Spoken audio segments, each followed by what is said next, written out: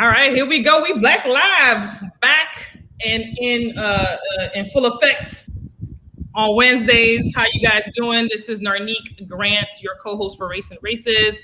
We are back on our Wednesday cycle. We are here with Representative Omari Party, who is running for the District 20 race.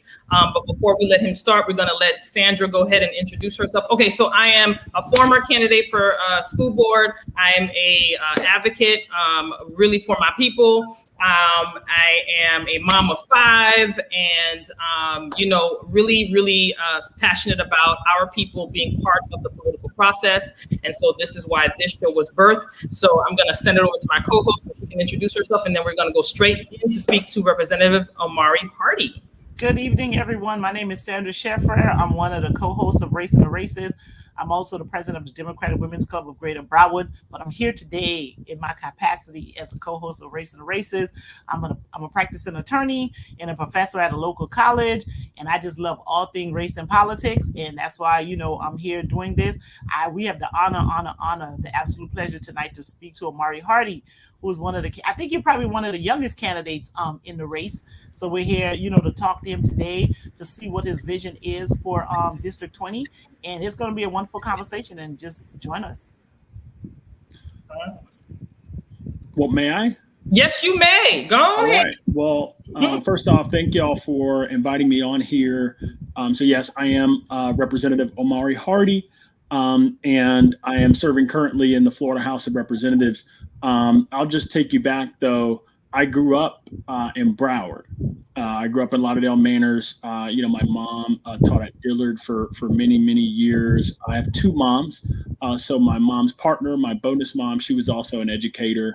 That runs in the family. My parents are educators. My grandmother was an educator before retiring after 30 plus years. And my great grandmother, Miss Ruby Watson, she founded one of the first pre-K schools for Black children in Fort Lauderdale. Across the street from Old Dillard, the Old Dillard Museum, which is the site of, where Walker Elementary is today. So right across the street from there. So born and raised in South Florida, went to the University of Miami, got a degree in economics. And, when I moved up to Lake Worth Beach up here in Palm Beach County, and started teaching, I obviously follow, the footsteps of, my mom. But in addition to that, I discovered, a little something in the town of Lake Worth Beach. If you're not familiar with it, Lake Worth is a town. It's over 100 years old. It was founded by 2 former slaves, Fannie and Sam James. And the town today has a minority population. About 65% of the residents are non-white. We're talking African American, Caribbean American, Guatemalan, Mayan, Mexican American. And yet when I moved there was not one person of color on the dais. Mm-hmm. And Dixie Highway was the dividing line in the city. On the east side of Dixie Highway, you had largely white neighborhoods, which were much more affluent, closer to the water. And then on the west side of Dixie Highway, you have where folks of color lived. And I promise you, when I moved there were miles and miles of unpaved roads, specifically in the Black community. This is an urban Palm Beach County. We're talking an 8-10 minute drive maximum away from Mar-a-Lago, but that's how segregated the town was, and that's how underserved our communities of color were. So, I got upset. I ran for office. I won by 18 votes. Don't let anybody tell you that your vote doesn't matter. It absolutely does. Exactly. Look, if your vote didn't matter, the Republicans wouldn't be trying to steal it from you with all this voter suppression legislation. And I started serving on the city commission there. And that was my first introduction in a realistic way to government. Again, I was a teacher, primarily a civics teacher. And so you have all the textbook stuff, but when you serve in local government, you learn a lot about how the government works and about how politics work, obviously, that you can never learn from a textbook. And what was so interesting to me is that here in this town, that most of the residents are working class and people of color. You have folks who talked a good game, who talked about the concern that they had for the underserved folks in our community. And yet every time they had an opportunity to do something for our working class, for our immigrant community, for our Black community, they found some excuse not to do it, some excuse to fall short of the mark where we really should have been pressing. And so during the time that I served there, I came in with, very high hopes and a belief in the system. And by the time that I left, I realized that the perception of politics that the average person has about being, primarily a disagreement between an established class who benefits from the status quo and who doesn't want that to change, and an underclass that needs that status quo to change in order to gain basic recognition and respect and dignity in the workplace and so on. That perception, I think, matches the reality, not just at the local level, but during my time in the state legislature, I think it certainly matches what I saw there, not just with the Republicans versus the Democrats, but with folks within our party, within our caucus, who were all too willing to compromise with Republicans on issues that we had no business compromising with them on. And so, my time during Lake Worth Beach serving locally was about standing up for the immigrant community, standing up for people of color, for working class folks, for more affordable housing, and so on. And my time in the legislature was very much the same thing, but obviously, it's a target-rich environment because the Republicans are so drunk with power that they push a lot of bad ideas up there, including House Bill 1, or Hate Bill 1, as we like to call it, which was a direct attack on our First Amendment rights, including the voter suppression legislation that we mentioned earlier, and all the other giveaways that they give to big businesses and large corporations here in the state of Florida. So my entire career has been about serving folks in the classroom, serving my community in the civic space as a public official, as an elected official, and of fighting for the little guy, and of trying to make sure that working class folks and people of color get what they deserve from our government, which is much more than they've been getting all this time. Wonderful. Awesome. So you mentioned that you started off in education, and then you worked your way to city commissioner, and now you are state rep. Yes. So as you know, we've interviewed a few other candidates prior to you. It can be tough. Yeah. Already? I'm in the hot seat. And we've asked, we try to ask some of the questions that are tailored to you guys and what you promote and advocate, right? So one of my questions I have is that, and I asked a couple of the candidates, is my major concern is your poorest cities in your district, right? And one of and I know that my co-host shares this concern about the farmers' money, work, and how are you, if you were to win this seat, what would be some of the steps you take for cities like Pahokee, Belglade that are extremely impoverished? What are some of the steps you would take to get those cities out of the poverty level that we have there? Yeah, I appreciate that. Thank you for asking me. So, little known fact, Lake Worth Beach, where I started out, is actually the second poorest city in the county. The only city with a higher poverty rate is Pahokee in Palm Beach County, and right behind Lake Worth is Belglade and South Bay. So I'm familiar serving in a community that has a lot of needs, that has been basically suffering from a lack of investment. And I think the first thing is you have to invest in the community's human capacity. You have to invest in the human potential of the individuals who live there. And that starts with education and workforce training. And I know that some of that is already underway, but I think much more of that is needed, in particular around the early childhood learning piece. It's extremely important because you have folks out in the glades who have been there for generations, but you also have migrant workers who are out there and who are now settling there. And so the demographic is changing a little bit, but we have to continue to do outreach to these folks and these communities and make sure that we're providing them with the educational resources they need. Also, I would be remiss if I did not mention the fact that agriculture is like the #1 job creator out in the glades. And I think that folks in the glades could benefit from some diversification in that respect. Everybody is dependent on the large agriculture companies, U.S. Sugar and Florida Crystals and so on, for their jobs and their livelihoods. And I think it's important that we make investments there to diversify that. One of the interesting things is there's a highway called US 27, and there's been talk for many years about including a railway along US 27, which would go to the Glades. This would take a lot of freight traffic off of our inner cities in coastal South Florida, right? So basically you can run the freight that comes out of the port of Miami up US 27. that way and get to the center of the state, as opposed to going up the East Coast and making traffic worse in downtown Miami and Fort Lauderdale and so on and so forth. But what that would do is it would also create an opportunity to create jobs in the Glades with a multimodal transportation center, which would be necessary to do something like that, which obviously would not be tied to agriculture. So I think that's a positive thing. But more broadly, I really believe in this idea of a Green New Deal. And that idea is that we are facing a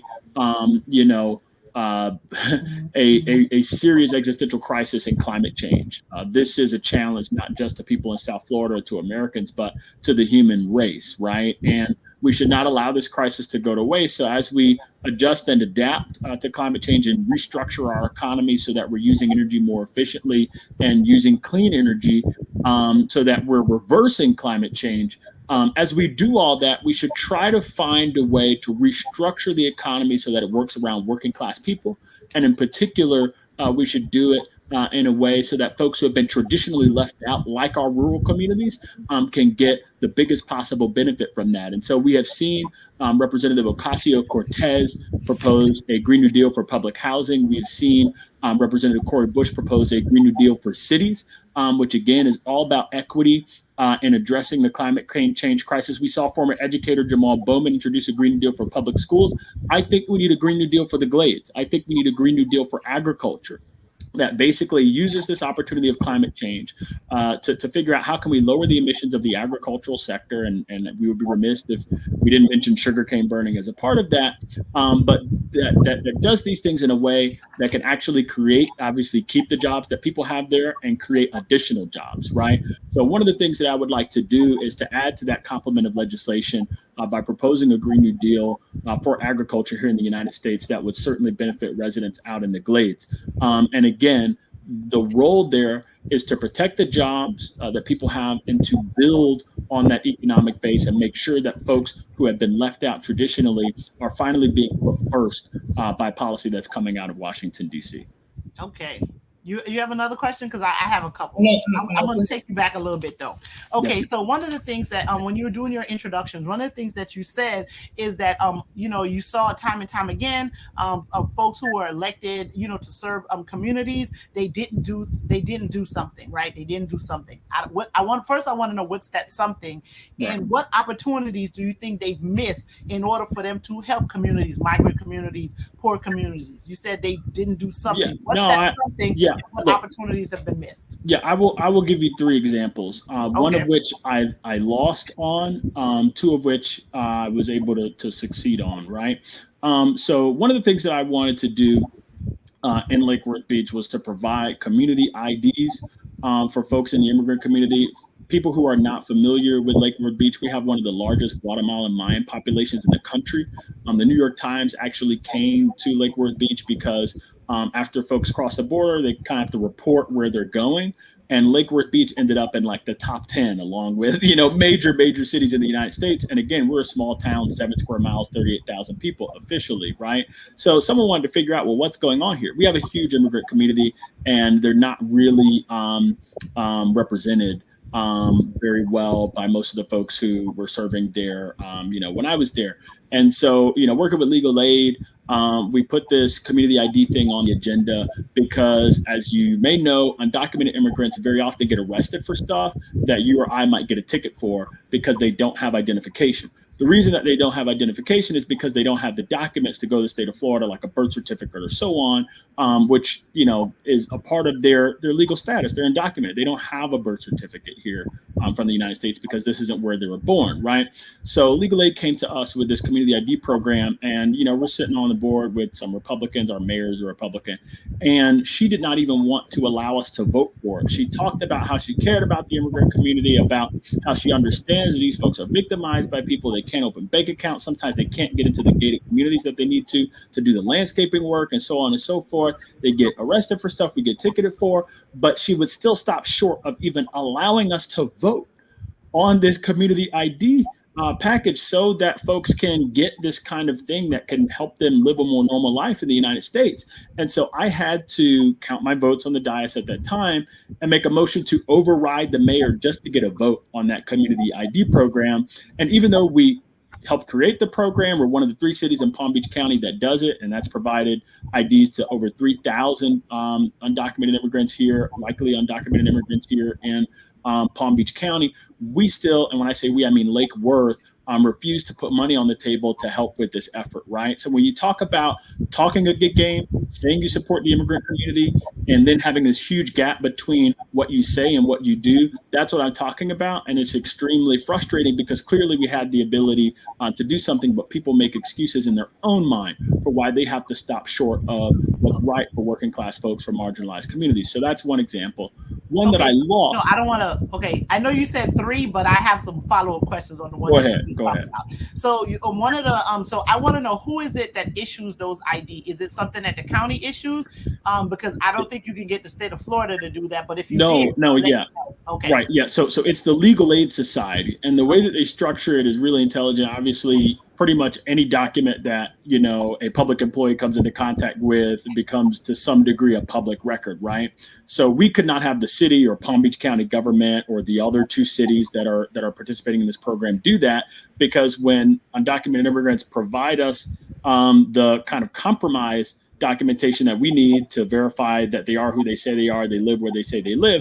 Well, if we take that, then it becomes a public record, and now ICE can come and do public records requests and use this to track down the immigrants who we're trying to help with this program. So what we did was we gave and it was 3 cities, agreed that pretty much legal aid would administer the program, and not even legal aid would retain the documentation. They would view the documentation. And then basically they would mail something to the person's address to verify that it was them, and then they would get them the ID that way, right? That was generated by legal aid. And right, it's administered by legal aid. Okay. It's a community ID program, and the individual cities that are participating pass resolutions saying that we will accept these IDs for purposes of obtaining city services like water, or in Lake Worth Beach case, electric, for signing your child up for recreational services and programs and so on, right? Or in the case of the police, that the police department, we don't have a police department in Lake Worth Beach. We contract out with the sheriff because we're very small and we have limited financial resources. But West Palm Beach, which is also participating in the program, their police officers will accept this as valid identification. So when they pull someone over for, for example, running a stop sign, and you don't have a driver's license, well, you might get a notice to appear if you're you or me, you have some other kind of identification, right? But if you're an undocumented immigrant, you don't have any identification, they don't know who you are, they're not able to verify that. So very often they arrest you and book you, which then gets you. But they should get arrested, right? Okay, so I don't mean to cut you off, because I'm an immigration attorney, and I'm hearing all of this stuff, and I'm seeing what the problems are and why it is that they don't have the necessary documentation, right? So first of all, if you don't have like any ID, you shouldn't be driving, right? Because at the very least, they, there's some folks that can have international driver's license, right? So they can have an international driver's license that would allow them to drive. So if they're driving and running stop signs and they don't have the proper documentation, then you shouldn't have been driving. And I should get a ticket too if I'm driving a car and I don't have, here's what we should do. Okay. We should allow undocumented immigrants to get driver's licenses, so that this kind of thing doesn't happen. All right, so let me say, okay, I'm sorry. Right. I'm going to speak to that point too, right? So part of the reason, and I'm telling you, part of the reason why some of those undocumented immigrants don't have identification is because they probably entered without inspection, meaning that they didn't make any contact with any immigration official. Right. And then once they got here, for whatever reason, and I'm not judging because I do immigration defense work, so I understand it, they don't present themselves, or they don't submit any documentations that would allow them to get some sort of status, or because allow them to get at least an identification. Because if you file for some sort of relief from immigration, whatever it is, you're going to get a receipt, and you're going to at least be able to apply for an ID that would allow you to, get a driver's license, get a social security number. So some of that, the conversation that's happening here is like, what's your position on immigration, right? Because the way to really resolve that issue is some level of like immigration reform, right? And then there was also a piece about they don't have ID to get into these communities where they're working. So if they're working, that means that they're working without authorization. Because if they had work authorization, they would be allowed to get identification in order to allow them to work. So I'm not taking away from the program because they should have something that identifies them. However, part of the reason why someone will, and I'm not saying I have that resistance, but part of the reason someone may have that resistance is because if they did let immigration know that they were here, they would be able to have some sort of documentation that would allow them to get a driver's license and or have papers that will allow them to work. Right. But the reason why they're not letting immigration know that they're here is because they're afraid of being deported because they crossed illegally, because our immigration system is insane. And it's the very same people, very often Trump supporters, whose grandparents or great grandparents came here. How? They got on a boat in Italy, they got on a boat somewhere in Europe, came over to Ellis Island, presented themselves, signed some piece of paper, and it's fine. But that's not good. Our immigration system is significantly more complex than that today. You can't just do that today.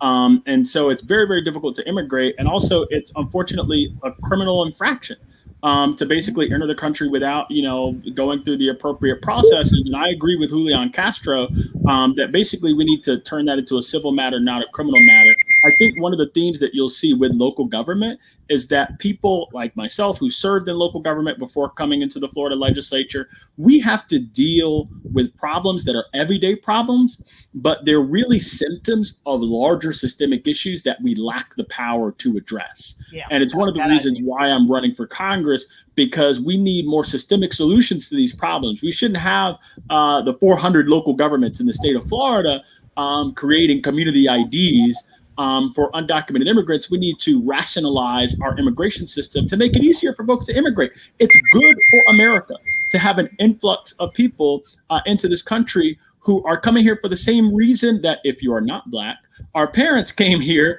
or if you are not, an immigrant or, Caribbean, a lot of Americans came here. They're descended from folks who wanted to live a better life and came to America because we were that beacon of light, that shining city on a hill. And we're making it difficult, in particular for brown people and Black folk from the global South. When I say that, I mean Latin America, I mean Africa, I mean Middle East, Asia, so on, to do that because our immigration system is fundamentally racist, and we have to address that. And that's one of the reasons why I'm running. Yeah, and I understand that. I'm an immigrant myself. My parents are immigrant. I used to say I'm the child of immigrant. No, I'm not only a child of immigrant. I'm an immigrant myself, right? I came to the United States from the Bahamas, from Haitian parents. So I do understand the struggle. And I just wanted to keep it clear, like why it is that some of those things are happening, and that issue becomes complicated because the issue really stems from what's a person's position on immigration, especially illegal immigration, and what that looks like. So thank you for that. And you did say it was 3 things. And so can you tell us the other 2?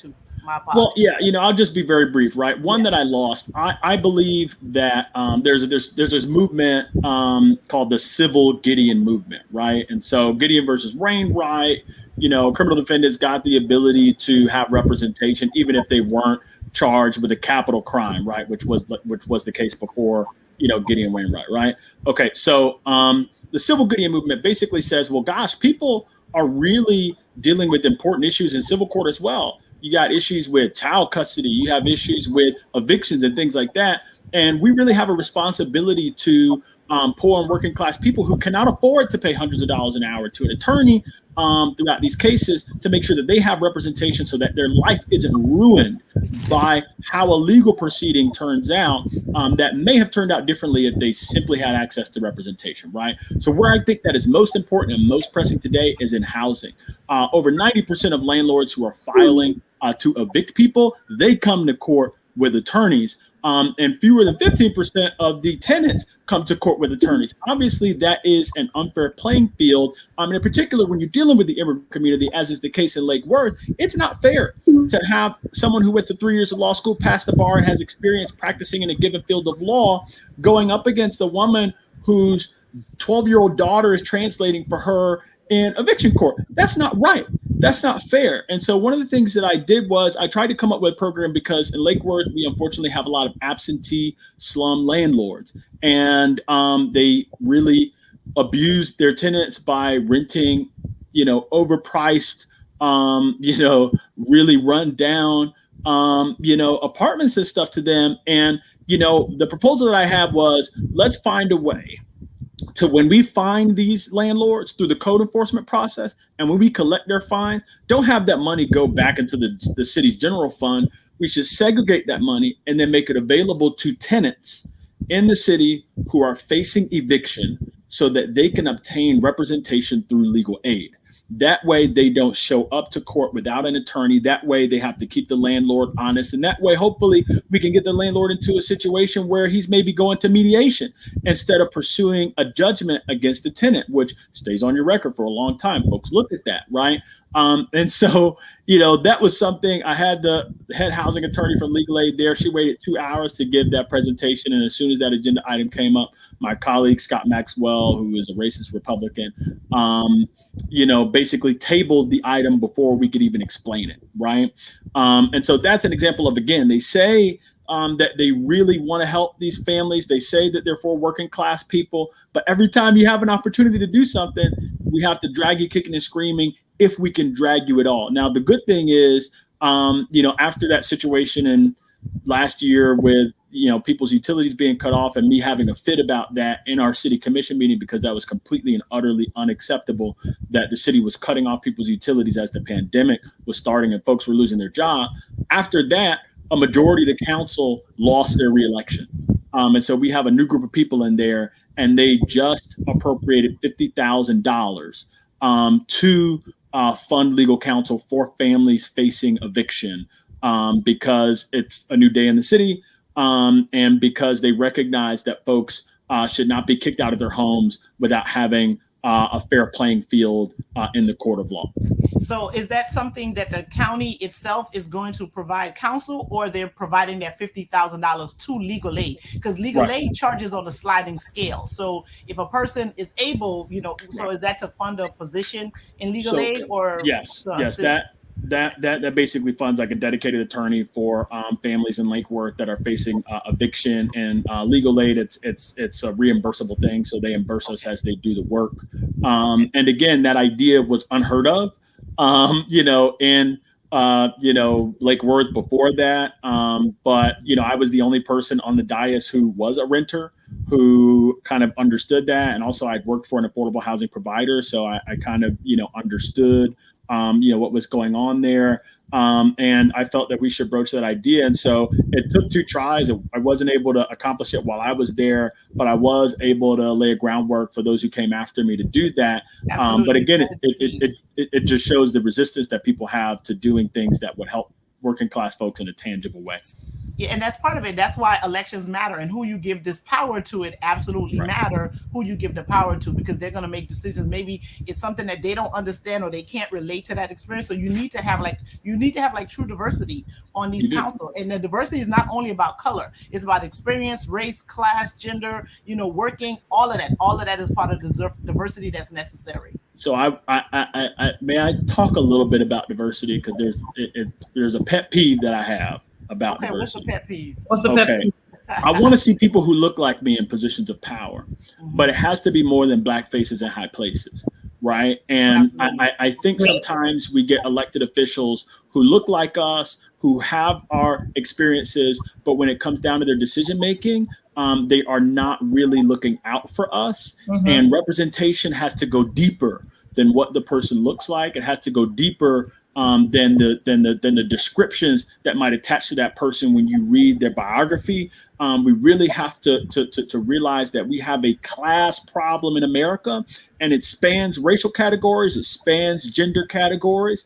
And the fact of the matter, I know a lot of black folks whose black elected officials as well, whose racial politics are woke, but whose class politics are dead sleep. Yeah. And we have to address that. We can do well for people of color who are business owners and professionals and so on and so forth.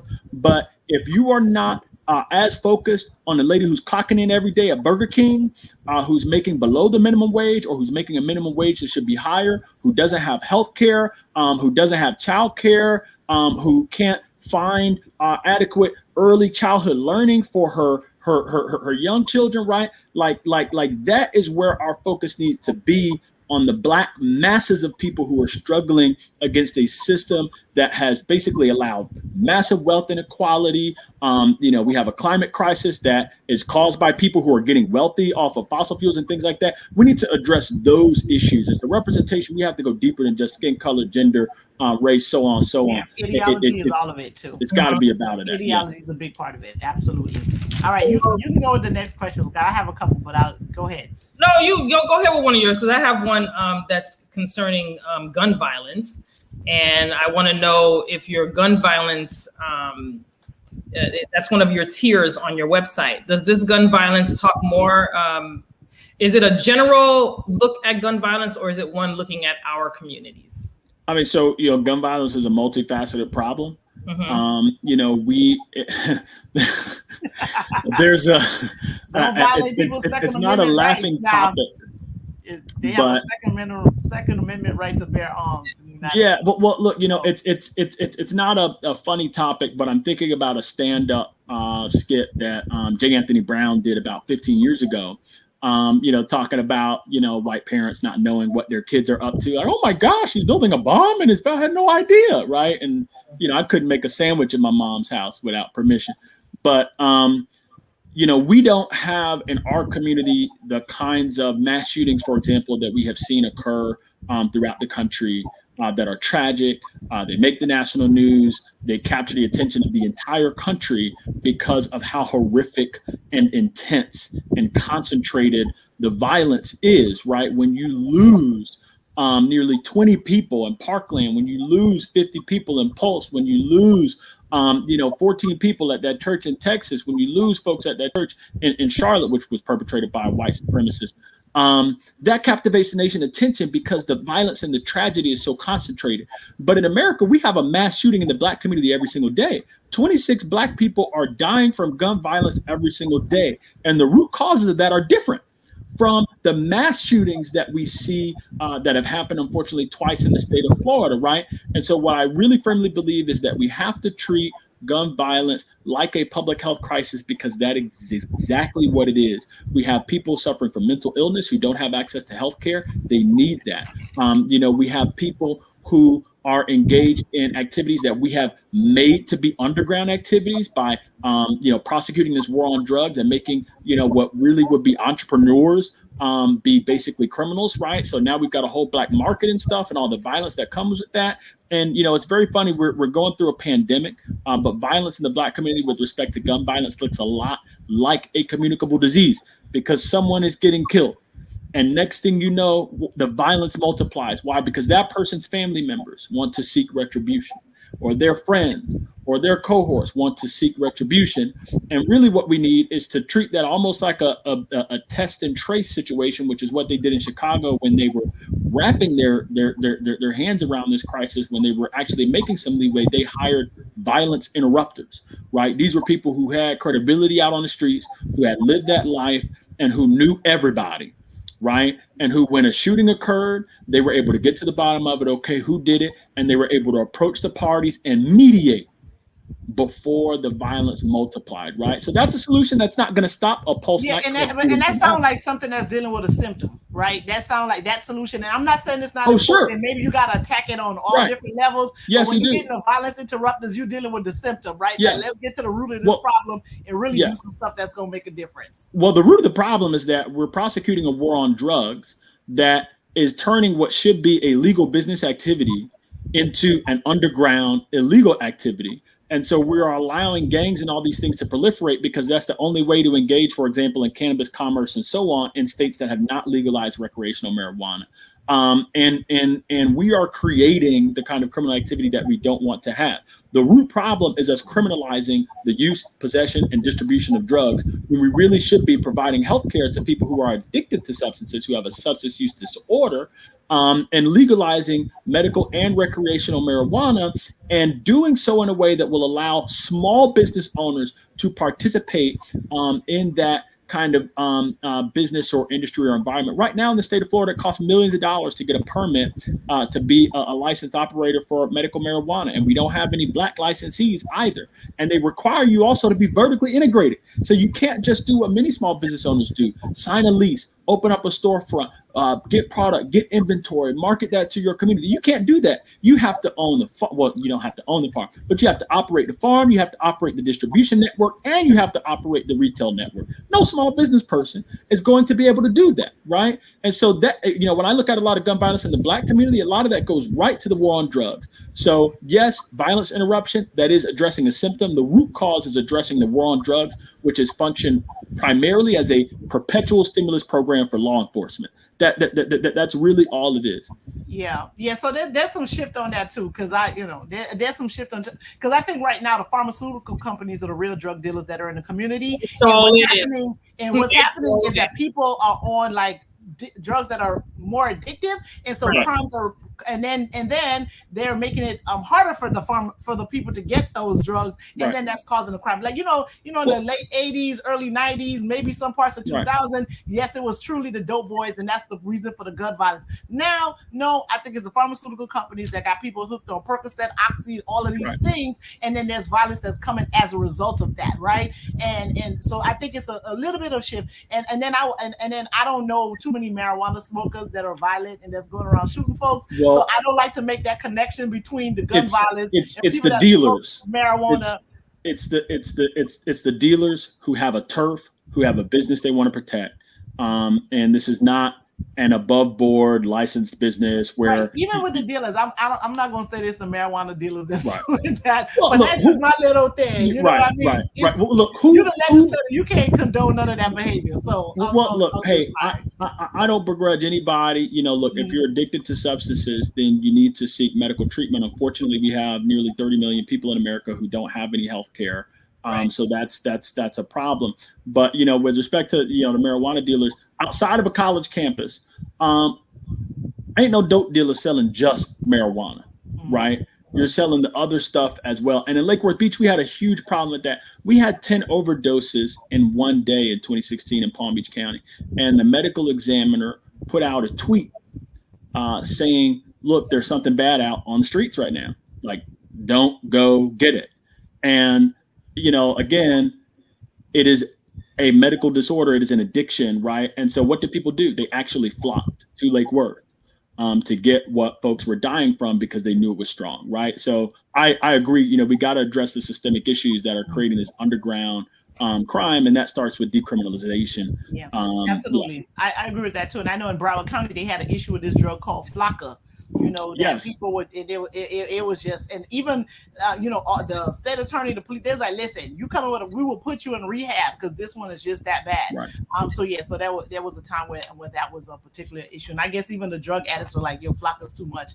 And they kind of left that one alone. But, definitely thanks for that part of the conversation. And the issue of dealing with guns and how there's going to be some level of gun control, that's a tough one. That's absolutely a tough one. For me, a person who don't think people need 7 guns, grenades, and all that stuff, I think it's pretty simple. But, again, folks in the United States do have a constitutional right to bear arms and own weapons. And it's going to be difficult to get them to not do that.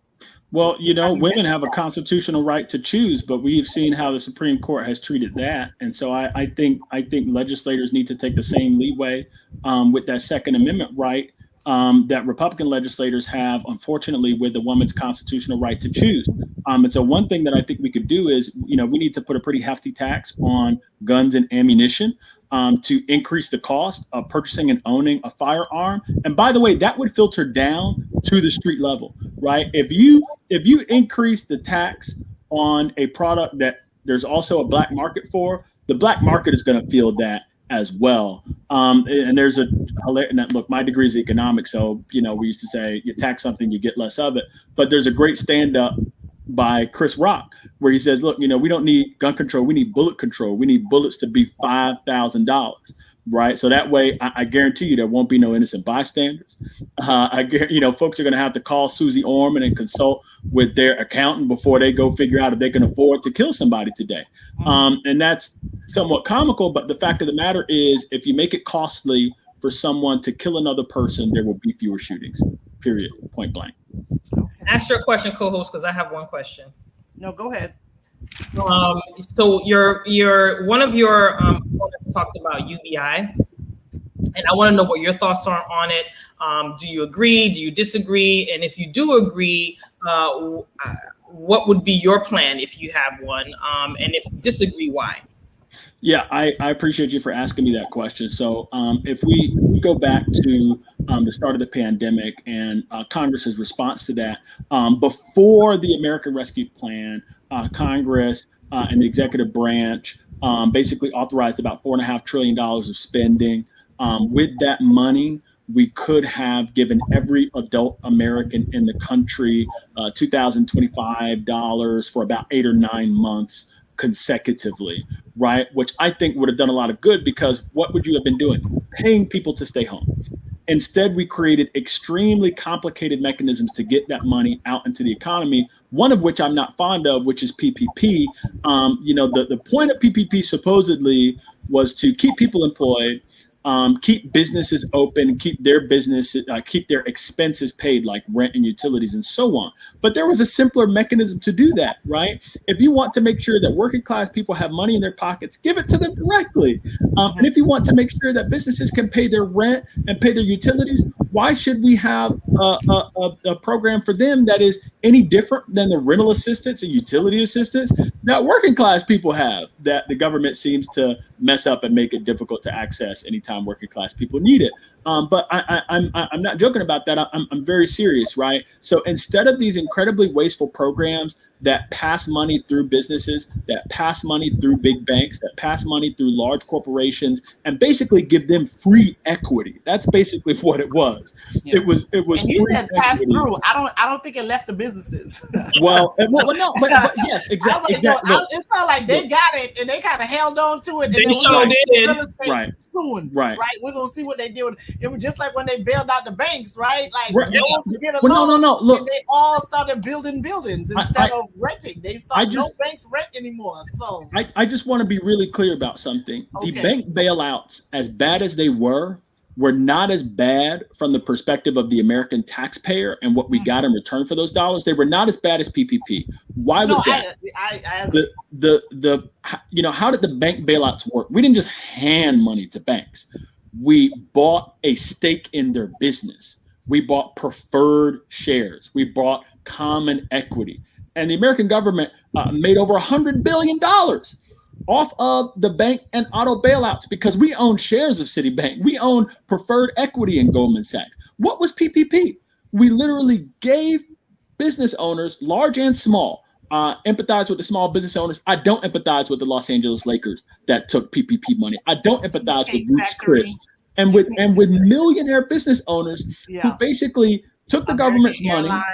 Right, exactly. Who took the government's money and used that not just to pay their employees, but to prevent them from earning a loss during the pandemic. Who says businesses can't lose money, right? When we're in an up time in the American economy, when the economy is booming, we praise business owners as the risk takers of society. And yet every time there's a downturn, we socialize that risk and allow them to privatize that profit. So there are business owners who, while they might not be billionaires, have millions of dollars and who would not have it today. Were it not for the fact that they got a free government loan that was forgivable. And I want to comment on that too, because I know, like, when you're the economist. I have an MBA, but the finance part was like not the fun part of B school for me.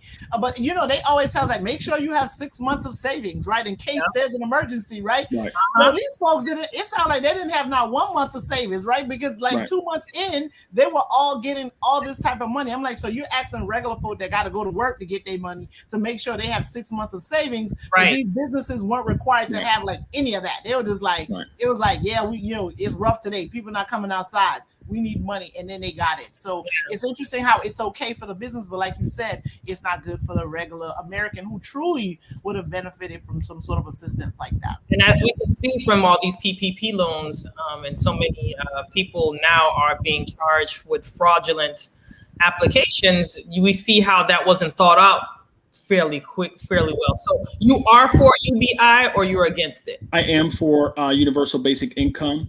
I think it is a great idea. And I think the way to accomplish it, the way to finance it for people who are concerned about, well, how do you pay for it? Well, first off, you have to look at Yeah, yeah. Look, you have to look at how low tax rates are historically. The rich in America have never paid a lower share of their income, a lower share of their gains from their investments. Corporations in America have never paid a lower corporate tax rate. They have never had more loopholes in the tax code to take advantage of. These are things that have to be addressed. And for folks who say we can't afford Medicare for all, we can't afford a Green New Deal, we can't afford a universal basic income, I would just say look at the fact that Jeff Bezos, who's worth over $200 billion, okay, that means he made $1 billion 200 times. Okay, that guy paid close to 0% in federal income taxes. Why was that? Well, because his income wasn't income; it was gains on investment that were unrealized. Right. So we need a wealth tax. Right. If you're worth over $50 million, you can afford to pay 2 pennies for every dollar of basically net worth that you have over 50 million. You can afford that. Don't tell me you can't. And by the way, everybody who owns a home in this country pays a wealth tax. It's called a property tax. Sure We value your home and we tell you, we know this home isn't creating cash for you. We get that, but you need to find the cash from elsewhere to pay these local governments so that we can afford our public school teachers and decent salaries for them, so that we can afford our firefighters, so that we can afford to provide local services to people via local government, right? So why is it that the everyday person pays a wealth tax in the form of a property tax, but we have multi-billionaires, centibillionaires like Jeff Bezos who doesn't pay a wealth tax? So and that's how you the lawmakers, right? That's that's why they right. donate to certain campaigns, and they have right. certain individuals that are elected to maintain, that. So it's not like why. We know why. You know what I mean? So what we need is that's the kind of interrupter that you need, is someone that's going to go in there, and even if they are able to send enough people there, it needs to be enough voices that are opposite that, right? That's going to make that extremely difficult. That it won't be as easy as it was between 2016 and 2020, when a lot of these the tax codes got even better. Right. And I have been that interrupter, right, at the local level and at the state level. When I got into the legislature, there was a pretty intense effort on the part of members of our own caucus to, for lack of a better term, capture me. Right. They kind of heard about my advocacy at the local level and about the way I approach things. And I'm a fighter, and I believe in speaking the truth, and that might make Democrats and Republicans uncomfortable, but that's what I think we need, right? And so there's this effort on the part of leadership in our caucus to convince me that when you're piping down about some injustice that you're seeing in the legislative process, that you're not selling out, you're not being silent about an injustice, that really what you're being is strategic, right? And I think that's nonsense.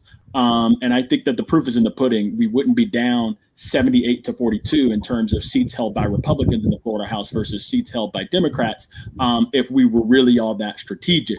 The fact of the matter is, I think a lot of working class people are finding it difficult to distinguish in a meaningful way between Democrats and Republicans. And I know that there are huge differences between us, but when you don't stand up and fight for working class people, when you care more about decorum than you care about doing what is necessary to provide what working class folks need, that's when working class folks lose out. And I say all the time, Republicans are engaging in voter suppression, where they're denying working class folk, people of color, access to the ballot. But Democrats, in failing to fight effectively for working class people, are engaging in voter depression, where many working class voters are looking at us and they're looking at their options, and they're saying that they're not sure if they have a reason to cast a ballot at all. Right. So you have one party that's denying access to the ballot. You have another party that can't figure out that, hey, we need to end the filibuster, expand the Supreme Court, enshrine Roe v. Wade in federal statute. We need to make that child tax credit permanent. Right. When you fail to do those things after promising them, people have a right to say, well, why am I going to the polls? Right. So we have to address both sides of that. And I think you need an interrupter. You need a disruptor. I think we need more folks who are going to advocate as AOC and Cori Bush and others advocate, as opposed to the traditional old-fashioned way of making nice. We don't have time for that right now. All right. So I know you're going to have to go soon, but we have a question in the chat that we have to ask. And you said you're an interrupter and you're doing you're doing good work. Some people have some concerns about the fact that you just got elected to your seat. You only been there and I suspect you've resigned already, because I think you have to resign to run. And you made a commitment to the people of that district that you were going to go there and represent them, and you ended up leaving early. And now you want folks to take another chance on you to send you to Washington, D.C. And fulfill their commitment and represent them in District 20. And I live in District 20, so yeah. I'm real invested in who it is that ends up in that seat. So why should we take a chance on you and you didn't fulfill your first commitment to the people in Palm Beach? Well, look, I appreciate that question. Every elected official in the race has had to resign from a seat they currently have to run for this seat. Some of us have more time left in our service than others, and some of them are going to have a Republican governor appoint their successor. With respect to not finishing my term, that's true of many of the very good people who are in this race. But here's the key: that I've been elected since 2017, and none of us can help when the good Lord chooses to take someone off of this earth. And I grew up in District 20 in Lauderdale Manors. I was 2 years old when Alcee Hastings won this seat in 1992. I represent a portion of this district now in West Palm Beach, where I serve in the Florida House currently. And I had to ask the question that y'all are asking: who is the best person to represent not just me, but my family? And looking at the field, I felt that the voters of Florida District 20, where I grew up, where I live now, where I represent, I feel that we deserve to have someone who is going to build on Alcee's legacy as a fighter, as a free thinker, as someone who is a disruptor, and as someone who spoke candidly and with moral clarity about the issues facing working class people. And that's why I'm in this race.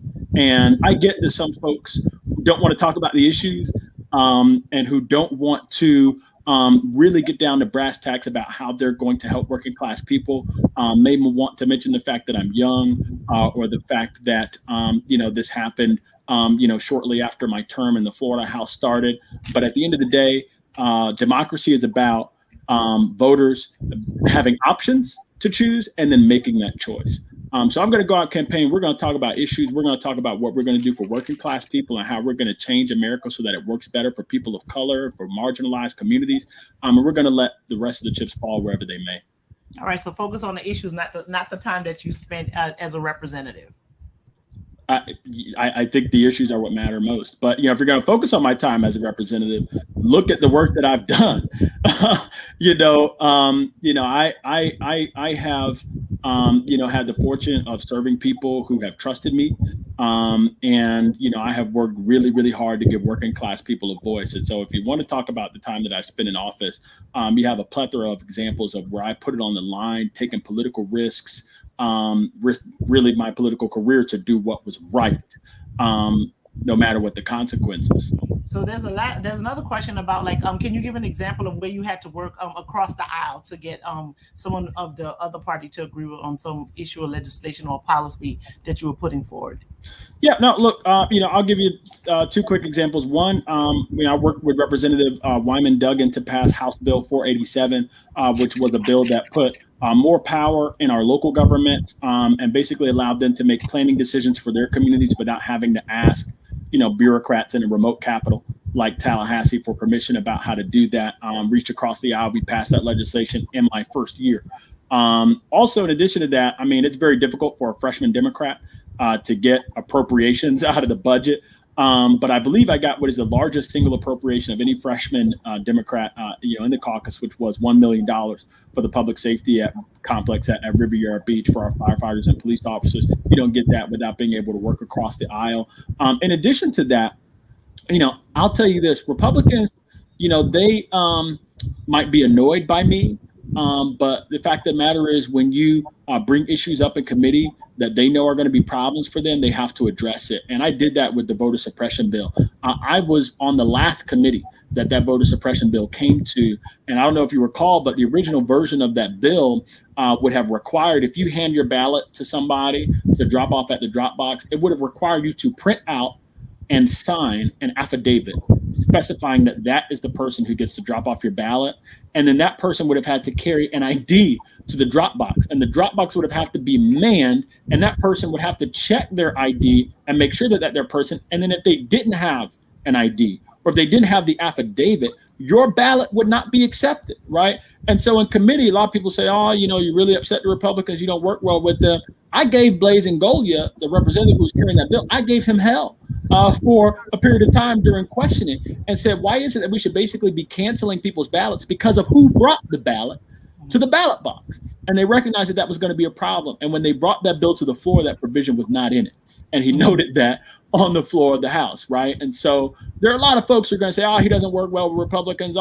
He's new to this. But the fact of the matter is, I'm looking at folks who have been in politics since I was in high school, and in some cases earlier.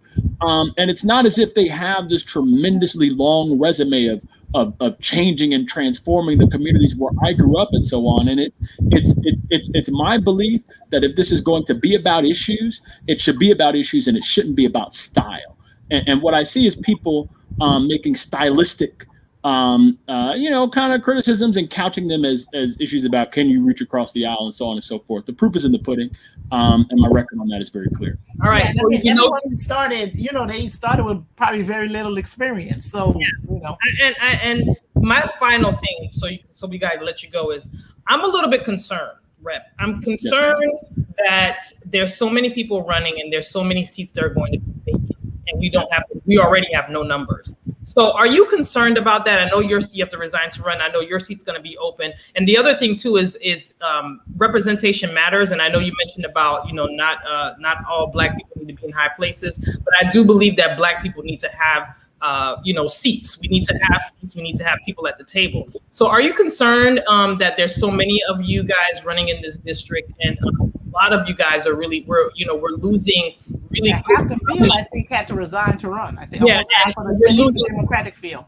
Yeah, and we're losing prominent, good representatives and senators in seats that we already need. So are you concerned about that, or do you maybe have some inside information you can share with us that there are people in the wings waiting to take those seats that will be vacant?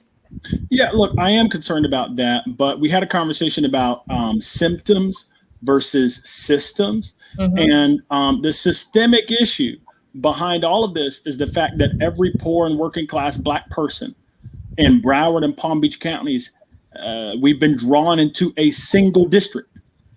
And what that means is that there are people who really have a heart and passion for public service who, by the magic of gerrymandering, are given just one opportunity to serve their community in a place that they feel they can be most effective, right? So the systemic issue has to be addressed. And by the way, we address that by electing good people to Congress who are going to fight to pass H.R. 1, the For the People Act, which would ban this kind of gerrymandering that has every poor and working class Black person between two of the most populous counties in the state of Florida drawn into one district. That's the systemic issue.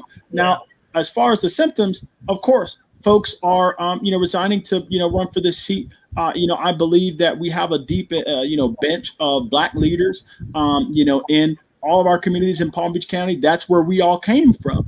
So I believe long term, we are going to see things work out. What I would just say is, long term things are going to work out, but we should focus on the systematic issue of the fact that we're all drawn into a single district. Yeah, and then the fact that people are leaving that, because this year, we're the census, and they're gonna redraw those lines again. And we have folks that are not gonna be there to have any say so, at least in that conversation, even though maybe the Republicans are still gonna do what they're gonna do, but there are a lot of very good voices that are gonna be gone as a result of running for this seat.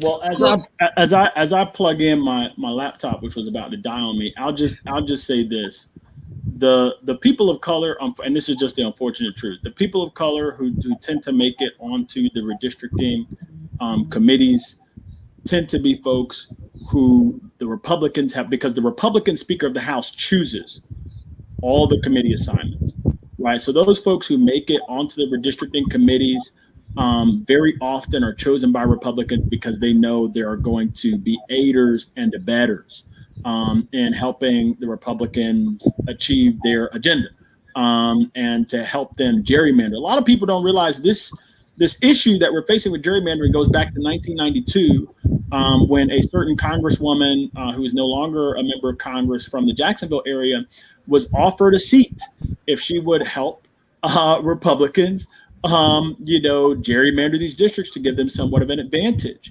And that happened. And that's what created the seat that originally went from Jacksonville to Orlando to Apopka, that now goes between Jacksonville and Tallahassee. And it also allowed the Republicans to take the majority, which they did just 4 short years later, right? And so again, we got to address the gerrymandering issue. We shouldn't have elected officials choosing their voters. It should be the other way around. Yeah, and so the voters do have a right to do have a choice in who they send to represent them. So they just need, and that's why we have these conversations, so people can know who they are, what you're about, and so they'll make better decisions in terms of who they give that those jobs to, right? And we definitely have to really focus on people really knowing who it is that they're voting for and who it is that they're sending to represent them. So we do have control of that. We do have control of that. So how can you be reached, Rep? Send us what's your Congress email so we can post it in the chat. So people can reach out. Yeah. I mean, if it's about political stuff, you can email me at info@omarihardy.com, info@omarihardy.com.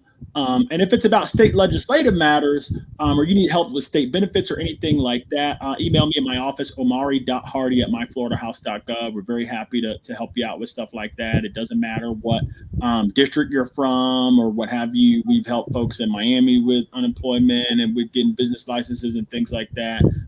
So yeah, I would be happy to be of service to anyone who reaches out to our office. All right. So if people want to get involved in your campaign, info@omarihardy.com. So if they want to donate, and if you would like to learn more about us, or if you would like to donate, go to omarihardy.com, omarihardy.com. Learn about me, learn about the issues that the platform that I'm running on. We'll continue to add more there. I think we have almost a dozen issues up there, or maybe close to 10. I'm not sure, but there'll be more. And click that donate button. We are not taking money from corporate PACs. We are not taking money from federal lobbyists. This is a people-powered campaign. We want to go into Congress unowned and unbought by any special interest. That is the most important thing for us. Tell us why you don't want to take money from federal lobbyists.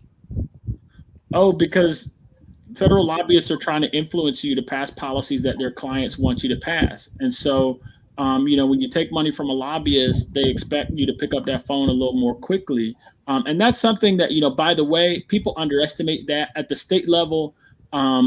It is very, so I've had to make that decision because I've seen how that works at the state level, where corporations can give directly to people's campaigns and people's PACs. And there's an expectation that you're going to be more accessible, that you're going to bend your ear a little harder to them when they're talking with you about the issues. And I just can't really put up with that. And I don't want to set anybody up to be disappointed. And I don't want to disappoint anybody. Yeah. Well, thank you for explaining lobbyists, because other candidates came there and I was completely confused about what lobbyists are. So your definition and other candidates' definition is like they don't match up. But I will do my research and make sure to make sense out of nonsense, because what you're saying sounds like what a lobbyist is, but then I was explained that lobbyist was something else. So I got that. And then we had another one who said they taking money from anybody because it don't matter because they're their own man and no one can make them do anything just because I was donated to their campaign. Yeah. Look, I know we got a candidate forum in 20 minutes, but first of all, that reminds me of that scene in The Wire. I don't know if y'all watched that. Yes, with the state senator, he's like, I'll take anybody's money if they're giving it away, right? That's not the way we should operate. And so, and by the way, beyond not taking money from corporate PACs or federal lobbyists, I don't take money from, executives of fossil fuel companies, Wall Street banks, so on and so forth, even though it's personal money. Again, what my goal is to not have anybody to be able to say that you're beholden to a special interest, and certainly not to become beholden to that special interest. We all believe that, we are above the kind of soft corruption that has paralyzed Congress right now, where people are not getting paid directly by these special interests, but the special interests are funding their campaign, which allows them to continue to be elected and continue to be important and build their self-esteem. It's not corruption, it's soft corruption. We all think that we can be above that, but we're not above human nature. And at the end of the day, there are safeguards that we have to put in place. And the safeguard that we have chosen to put in place at Omari Hardy for Congress is that we're not taking money from people who are essentially trying to buy access and influence. That's not healthy. It's not safe. It's anti-democratic. And in my opinion, we need to get money out of politics entirely and publicly fund our elections. All right. Well, thank you. Let's end on that one. That was good stuff. That was good stuff. Well, really, thank you so much for coming. You know, we got to run. We're going to let you go because we do a recap after every interview. But thank you so much for coming. I learned a lot today, and I wish you good luck in your campaign. And so the forum that you're going to be on is by the Broward County Jewish Caucus, right? And I think they're going to be on Facebook, and it starts at 6:30. Yes. We will be moseying on over to go watch that as well. But we wish you good luck. We appreciate your time. It was a great interview, and we thank you very much. Anything else, Sandra? No, that's it. Thank you, sir. Thank you so much. Goodbye. Good luck. Yes. All right. So, I mean, you know, like so what you got to say? What's your recap, sis? What's your recap? You know, I mean, so I think he is interested in doing work for working class folks. He's gonna have to deal with when he talks about what he wants to do with the immigrant population. Part of that's gonna have to do with immigration reform. He's gonna have to take a position, make it real public about what his thoughts are on immigration, and he's going to run into some issues with that because some of the things that he was talking about, that community in Lake Worth, I completely understand it. They can have documentation. It's just like they don't want Migrant to know that they're here, and so they're living, so that I understand that. So that's really an immigration issue. And so I understand the ID thing, but I also knew that state government couldn't issue those IDs. Absolutely not. Right. And again, and because I have like the immigration background, the idea that they don't have documentation and all of that. So some of what I do know that happens is like as they're traveling to come into the United States, they usually don't want to have documentation on them for all different types of reasons. So by the time they get here, they probably don't have their passport or they don't have their birth certificate, but they know how to get it, right? So they left it at home, and sometimes I think by now they know to just kind of leave it at home and not travel with it, as opposed to, initially when people were traveling that way, some people would actually throw it away on their, or, I shouldn't say throw it away. They say they lose it in the travel because the journey is long. So that's part of it. So that what he wants to do for the immigrant population, I do understand that. And I also know that some of the banks, because what was also happening is that, they're not allowed to work, but they work anyway. You know what I'm saying? Yeah. And then they're getting paid in cash. And then, they have no social security number, so they can't put the money in the bank. And then that was causing some level of violence too. And I know that I particularly know this when you're talking about the Mexican population in Homestead in Dade County. And so what some of the banks did was they implemented policies where it's not a real social security number, but they'll create a social security number that that allow them to at least open up a bank account, right? So that's part of what's happening, because there was, people were, they would get checks and they can't cash them, and then they would trust someone to cash it for them, and then they'd get robbed. And so it was a real issue. So the banks did figure out a way to allow them to open accounts regardless of the fact they have social security number.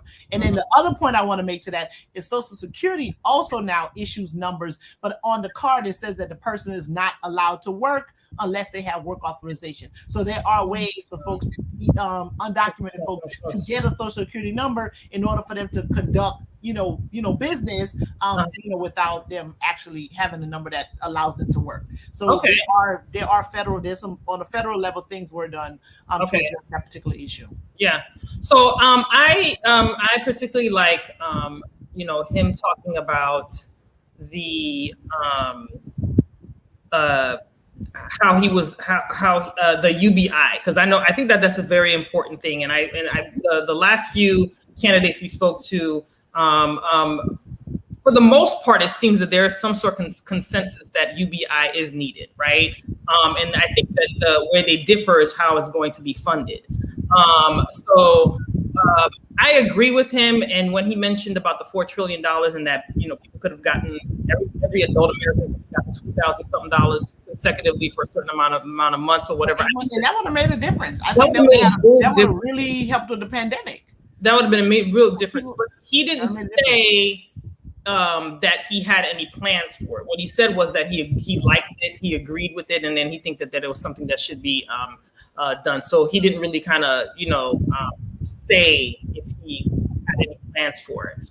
The other thing is, which is one of the big issues that people have with his campaign, is the fact that he hasn't been, he gets elected, but he doesn't stay long. He goes on to the next thing. So his response was, it's more about, what did he say? It's calling to do good work. But he said something else. He said something to the effect of, it's not about the quantity, but the quality. I think it was something. No, it's about the issues. He said it shouldn't be about that. It shouldn't be about the time frame. It's not about the time that. The systematic. He said something about the systematic issues. So that was when he was saying why, because.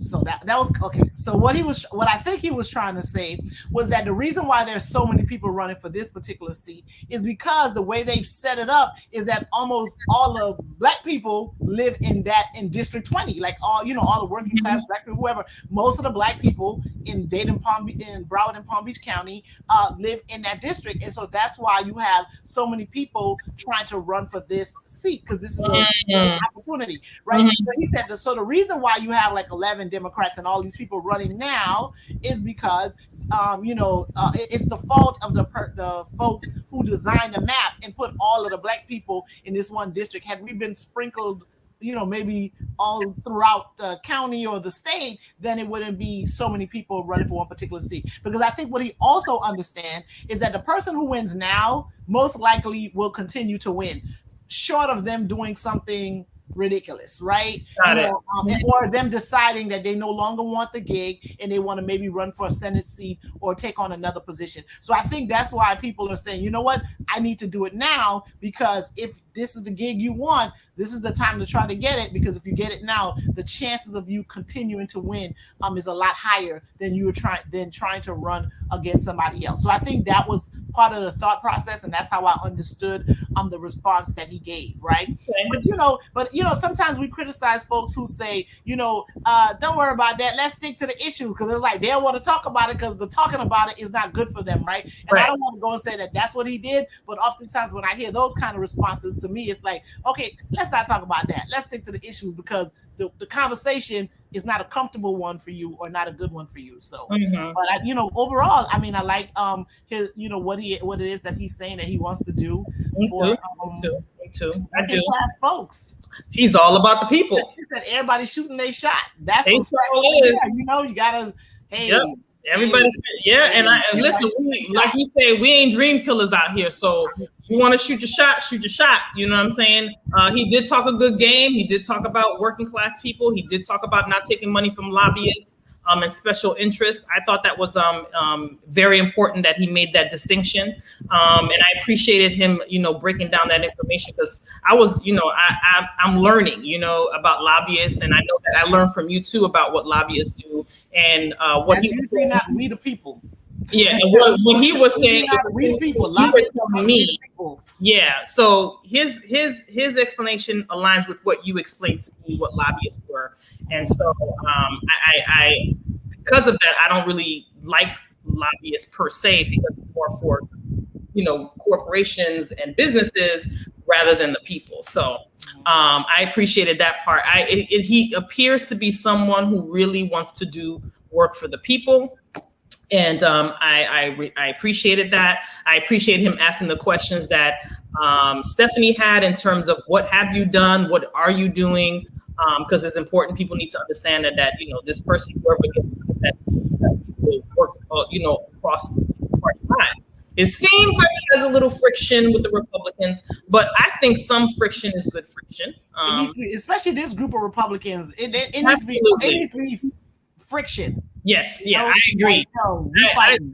I feel like, I think he wants all. Especially, I mean, the group that was in the last legislative session, please, they don't play nice. You can't fight the fight you're in. They're not playing nice. So what we being nice to you for? That's You what straight out here declaring war. Mm-hmm. You know? So Please. he hasn't been. He's had some friction. We were able to watch some debates and stuff like that, and he didn't mince no words when it was his time to talk. So he brought all the smoke. He said he wanted all, and he took it. So I'm pleased. Yeah, and the one thing I think I do appreciate that he said was that he said, you know, we're not above human nature. And so we need to have some safeguards in place so we don't fall for some of that soft corruption, right? Like that speaks volume, right? Like we don't want to be like we big and bad and like, you know, nah, I ain't gonna be tempted, right? But if there's a way to kind of just not put that temptation in your face, then you know, absolutely, I'm not mad at it. You know what I mean? I agree. I'm not mad at it. So I think that was the most.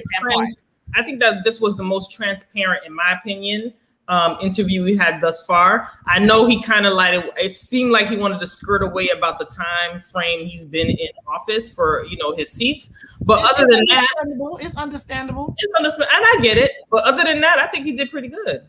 I ain't gonna lie, it was pretty good shot. And then we did have some hot moments because you was like, well, wait a minute now, let's talk about that immigrant. No, because that listen, like, come on, that you know, there'll be. You can't like avoid the law because you ain't trying to get caught. That's like, you know, like you ain't like criminals. And so, but he did say he don't think it should be a crime that people enter the United States unlawfully, right? Which I mean, I agree. You know what I'm saying? But it is a federal offense. It's a federal offense to enter the United States unlawfully. You know, and then when you get here, because you know there's consequences when you choose not to let immigration know that you're here. And I understand the fear. I completely understand the fear. And so if you don't want to tell them you're here, that's right. You're gonna have no ID and no work authorization. Yeah, right? You don't want to tell them you're here. You shouldn't be behind nobody's wheel either driving. You definitely like that right there, please. Like, yo, and that's for anybody. You know, you ain't got no driver's license. Because again, driving nobody's car. And because I do deal with immigrant populations, some of them they at least have an international driver's license. So. So you know what? We have our next interview with Bobby DeBose. Gator Nation. Tomorrow. It's tomorrow. It's tomorrow, yeah. Tomorrow. Gator Nation. Yep, Gator Nation. We're gonna have a nice conversation with him. I'm excited to see him and talk to him. And then we have confirmed Dowling. Dowling is on the 8th. Okay. That's next week, and then Barbara Sharif is on the 10th. Which is Friday at 5. It's on a Friday night, but you know she had some conflicts on the 8th, had some budget stuff that she needed to do on the 9th, and she's available on Friday the 10th, and we're gonna be here for her. Right, and we're gonna round it out. We tried to reach out to Miss Taylor. Miss Priscilla Taylor. We haven't heard back, and we're gonna watch the Jewish Democrats and send her a message, be like, holla at us. Yeah, we're gonna do that. So she's gonna be on there. We're gonna have an opportunity to finally see her and talk and see what she's about. Gotta say. Send her a message like, come talk to us, please. We're gonna be like, well, what happened, sis? We want to talk to you too. She said we're awesome, and Alfredo said a great interview. Thank you, Alfredo. Thank you, Alfredo. Oh, yes. And Alfredo is monitoring I think he's doing there's a big forum that a lot of the Democratic clubs are doing on September the 26th. He's the moderator. Alfredo is the moderator for that. Yes.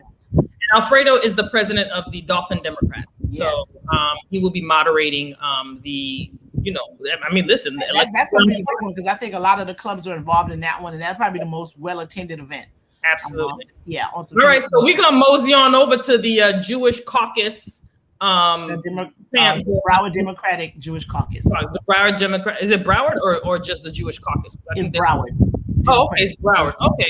Yes. So Broward Democratic Jewish Caucus. We're gonna head on mosey on over there on Facebook and see and kind of follow along. So if you guys want to join us, go ahead and slip on over. But remember to like, share, subscribe if you're on YouTube. Remember to like our page and share it on Facebook. All right. So we'll see you all over there on the flip side. See you tomorrow. Tomorrow is Bobby DeBose. All right. 5 o'clock. Gator Nation. Let's see what he better represent that orange and blue well. That's all I'm saying. I got no time to play with him. He we'll better see come Bobby correct. DeBose tomorrow. He better come correct, okay? Because I've been out here, you know, like, yeah, if you're watching, Mr. DeBose, she said you need to bring it and you better represent the University of Represent. Florida well. Okay, so make sure you bring it and talk about your Gator Nation. All right. That's right.